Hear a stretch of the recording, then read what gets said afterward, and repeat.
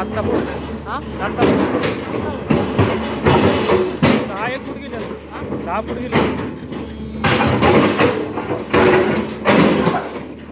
बरोबर नळ लागली ती टाका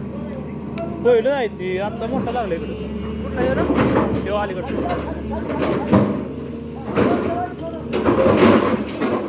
नळ इकडचं मोठं आहे नळ आहे तिथं नाही बसणार हो बकेट अलीकडचं आहे बकेट नाही बसणार तिथं नाही